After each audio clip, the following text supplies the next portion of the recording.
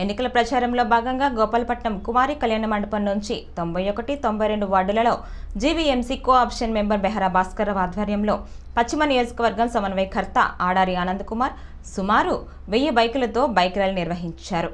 ఈ మేరకు కుమారి కళ్యాణ మండపం నుంచి గోపాలపట్నం మెయిన్ రోడ్ మీదుగా బాజీ జంక్షన్, పాత గోపాలపట్నం, ఎస్సీ కాలనీ, లక్ష్మీనగర్ వరకు బైక్ ర్యాలీతో రోడ్ షో నిర్వహించి లక్ష్మీనగర్ నుంచి ఇందిరానగర్, గణేష్ నగర్, నరసింహనగర్ ప్రాంతాల్లో పర్యటించి వైఎస్ జగన్మోహన్ రెడ్డి చేసిన సంక్షేమ పథకాలను అభివృద్ధిని ప్రజలకు తెలియపరుస్తూ ఫ్యాన్ గుర్తుపై ఓటు వేసి ఎమ్మెల్యే, ఎంపీ అభ్యర్థులను అత్యధిక మెజారిటీతో గెలిపించాలని కోరారు.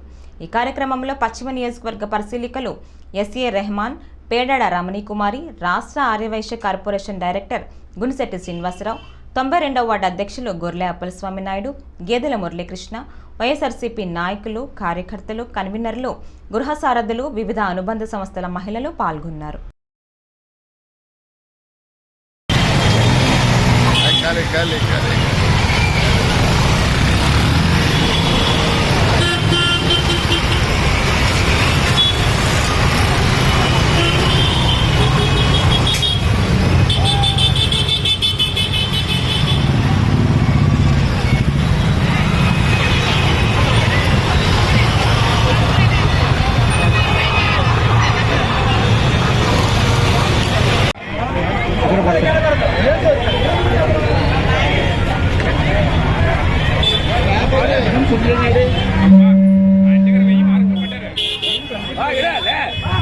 బొత్స ఝాన్సీ గారికి తమ అమూల్యమైన ఓటును ప్యాన్ గుర్తు మీద వచ్చి గెలిపించవలసిందిగా కోరుతున్నాం. రండి అలా ముందుకెళ్ళండి, ముందు రండి అమ్మా, అలా ముందు రండి.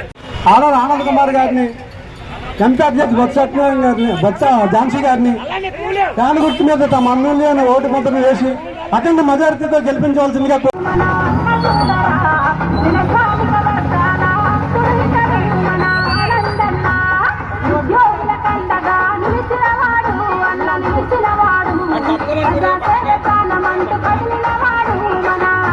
ఈరోజు 91లో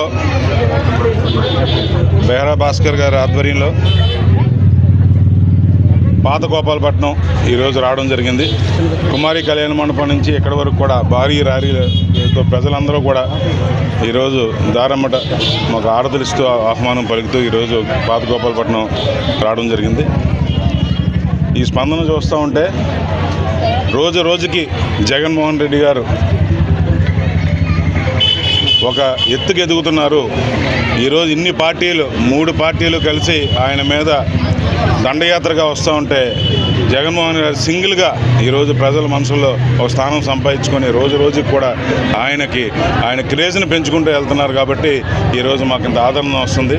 తప్పకుండా రేపు వచ్చే నెల 13వ తారీఖుని, మే 13వ తారీఖు జరగబోయే ఎలక్షన్లో ప్రజలు ఆతృతగా ఈరోజు వెయిట్ చేస్తున్నారు. ఎట్టి పరిస్థితుల్లో ఓటేయాలి, జగన్మోహన్ రెడ్డి గారిని మళ్ళీ ముఖ్యమంత్రి చేయాలి. ఎట్టి పరిస్థితుల్లో ఆయన వస్తే తప్ప మాలాంటి చీకటి బతుకులు వెలుగులోకి రావని చెప్పి వాళ్ళు భావిస్తున్నారు. కాబట్టి రేపు వెస్ట్లో భారీ మెజార్టీతో వైఎస్ఆర్సీపీ జెండా ఎగరబోతుంది.